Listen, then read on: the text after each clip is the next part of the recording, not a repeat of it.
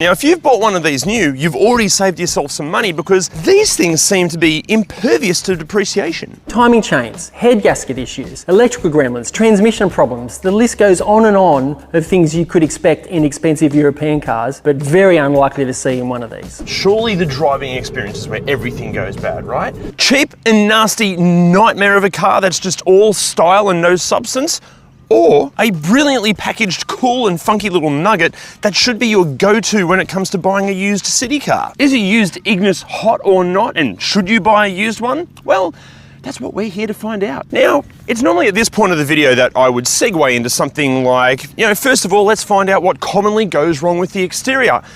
But for the Ignis, it appears that nothing really goes wrong with the exterior. Seriously, we trawled through owners groups and forums, and about the only complaints we could find with the exterior was that, like so many modern cars now, the paint is a bit on the thin side and it can mark and chip pretty easily. And on some of the earlier model base spec GLs, the halogen headlights can do a pretty rubbish job at lighting the road ahead at night time, but that is so easily fixed. Either fit an aftermarket light bar or fit the LED lights afterwards, or just spend a little bit more money and buy a later model GL or a GLX. And you know what? That's honestly about it. No complaints about electronic issues, dodgy panel gaps, water leaks. Again, all problems that we've found in cars asking even 10 times what these cost. Actually, can someone out there please explain what the hell is going on here? Because how is it that cars like the Mercedes-Benz GLE or the Audi SQ7 or the BMW X4, they can all be guilty of a massive range of different exterior issues,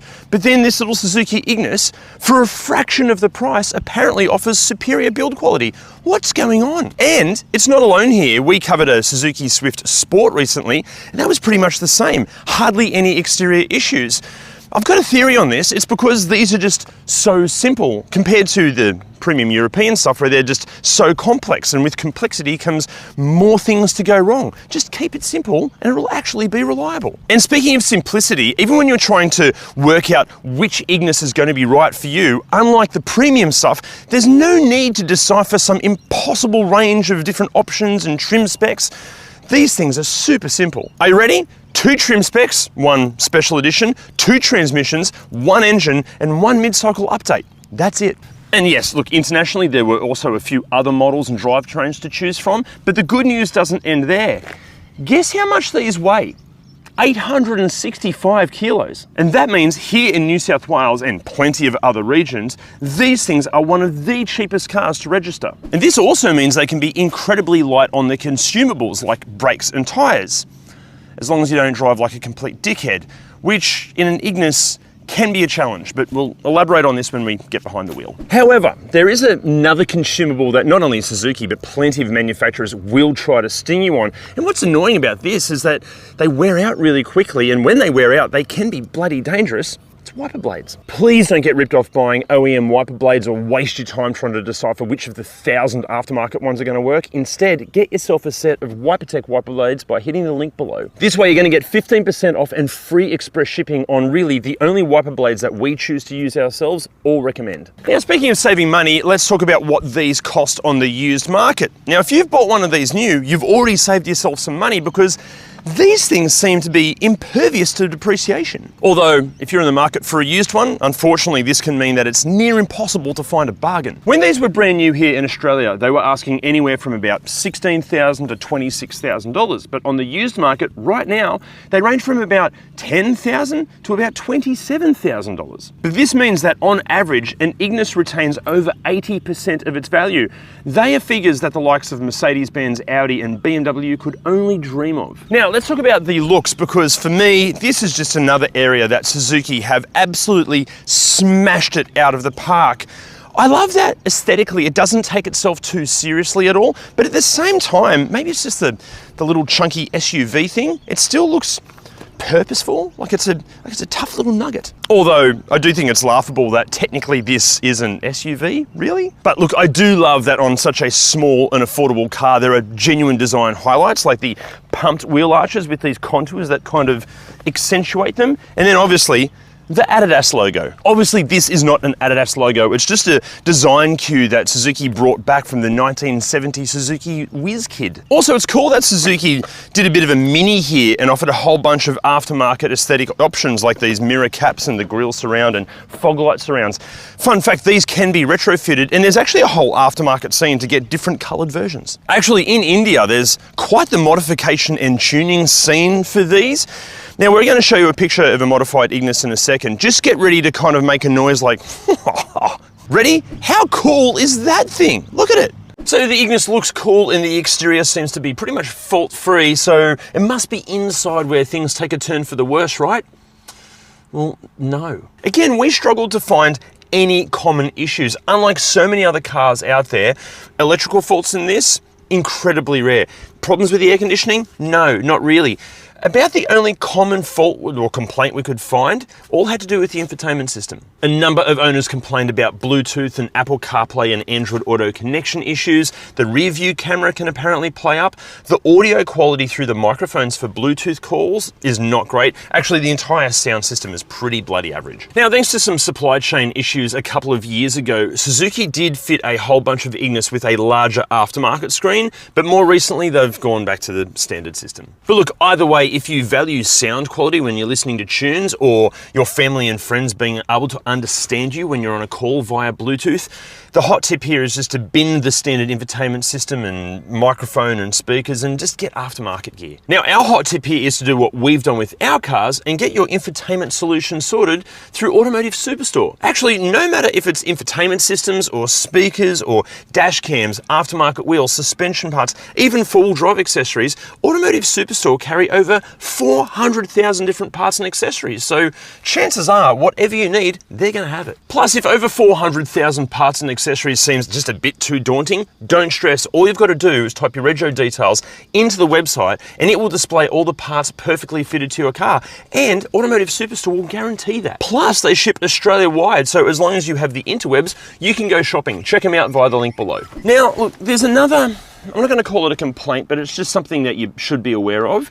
We are talking about a very budget-conscious car here, so let's not go expecting premium levels of materials and fit and finish, okay? For example, the center console, it's got a little bit of movement to it, and everything that you touch in here, and I mean everything short of the seats, is a very hard, scratchy plastic. The benefit of this, obviously, is that it's incredibly resilient to scratching and marking, but it does feel a little bit cheap, but the car's really affordable. But I think where Suzuki have distracted us from how scratchy the plastics are is just in the overall design and funkiness and use of colors. I love that it's a two-tone colored interior. Also, I love the body colored door handles and center console. It's just a nice little highlight. This is such a more interesting place to sit than so many other cars in this kind of class and budget. And then there's the ergonomics, which honestly are so good. The seat comfort is lovely where everything is, driving position really good. There's an okay amount of adjustment. Steering wheel won't telescope in and out, but that's no big deal.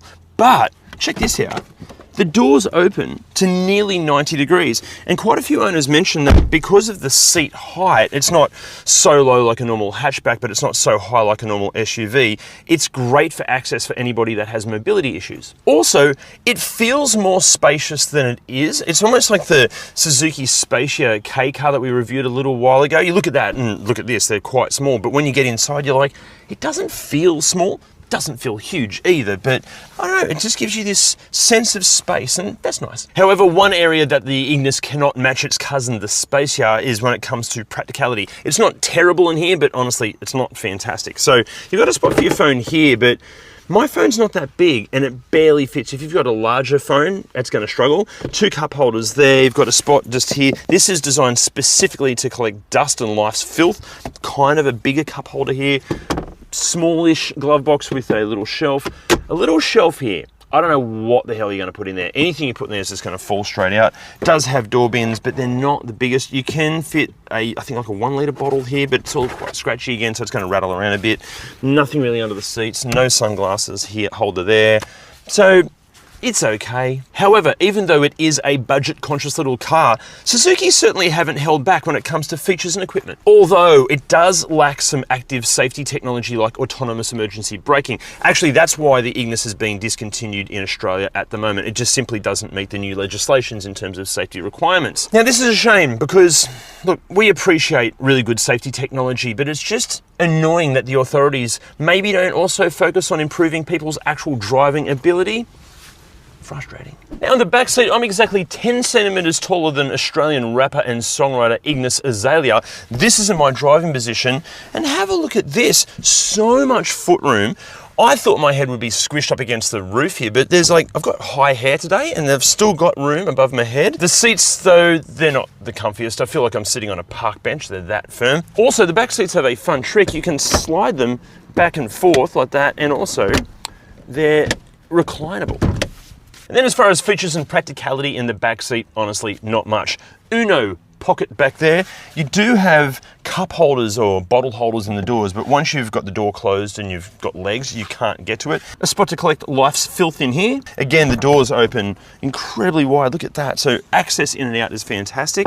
And you could steal the front occupant's big bottle holder there. That's about it for features in the back. Now, as far as the practicality in the boot goes, actually, again, really great use of space. Fun fact, this capacity is nearly as large as cars in the class above this in terms of size. Plus, as I said before, you can slide the seats forward to give you even more boot space like this, as long as you haven't got any passengers in the back that have legs. And then you can also obviously put these seats down.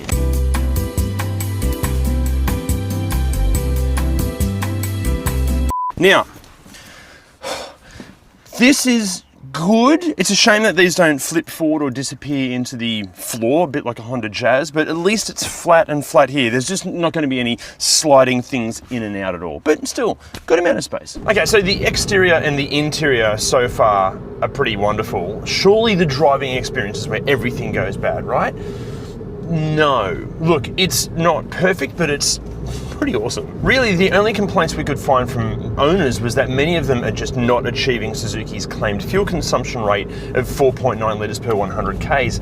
They're more realistically getting about 5.5, which I think is still super economical, so stop complaining. Also, the road noise in here, especially at freeway speed, it can be a bit taxing, although when you update the infotainment system and speakers and everything, just get Automotive Superstore to fit some sound deadening as well, and that will sort it right out. But besides those couple of complaints, the Ignis is just wonderful to drive, and a massive thank you to Western Sydney Autos for lending us this one to have a steer of. Actually, look, to give you an idea of just how great these things are to drive, I remember way back in the day when they first came out, I was given one as a press car, and I'll be honest with you, I wasn't really looking forward to it. Back then, if it wasn't an Aston Martin or a Porsche, I was pretty underwhelmed. So in other words, I was your typical car journalist wanker back then and only impressed with the really, really premium stuff. But nevertheless, look, I took the Ignis, went for a massive drive, and after about an hour, I remember feeling just really good inside, like I was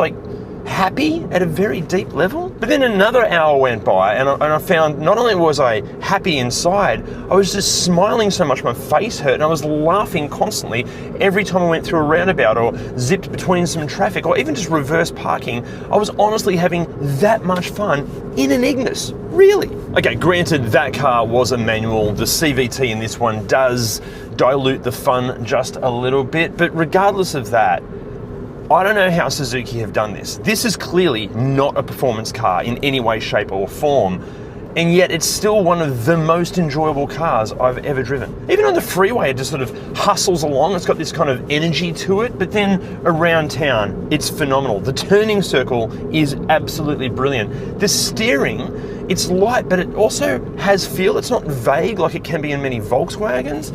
And then because the wheels are out at the far corners of the car, everything from hammering through a roundabout just to trying to find a tight park or get it into a tight park is an absolute blast. Also, the vision out of it is excellent.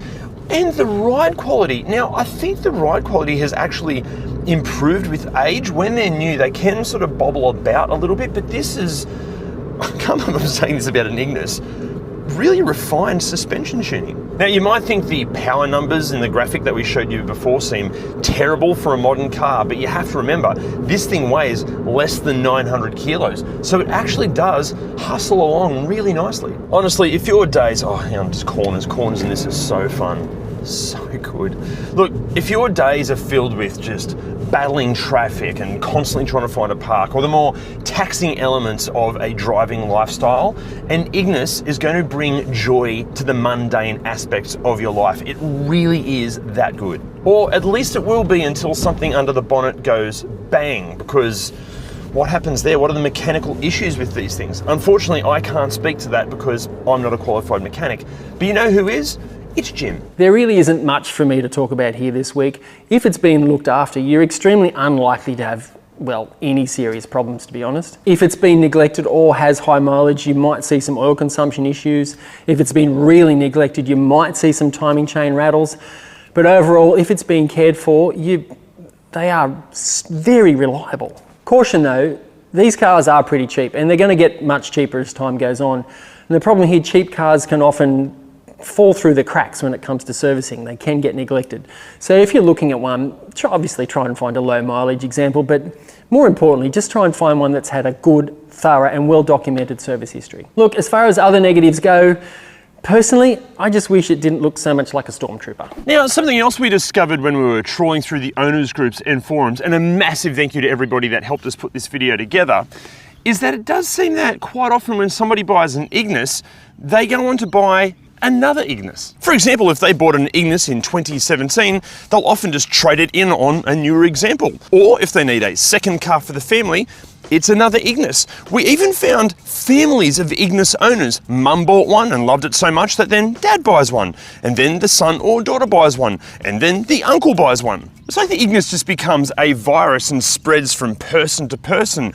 Only that the Ignis virus is one that's really fun to catch. And we totally understand why that happens, and honestly, we encourage it because the Ignis can be a fantastic little car. Very, very few other cars offer such a broad range of skills, especially for what these cost. Plus, with such solid residuals, it even makes financial sense. Obviously, we'd be avoiding any with a sketchy history, and just make sure you get a full pre-purchase inspection carried out. But if it ticks all the correct boxes, yeah, buy one. Actually, about the only other car that we would possibly recommend, aside from an Ignis, is one of these. But if you already own an Ignis, can you let us know what your ownership experience has been like in the comments? That way, anyone shopping for one can get even more insight. If you value sound quality and your family and friends being oh my God. And go and get all your infotainment solutions sorted,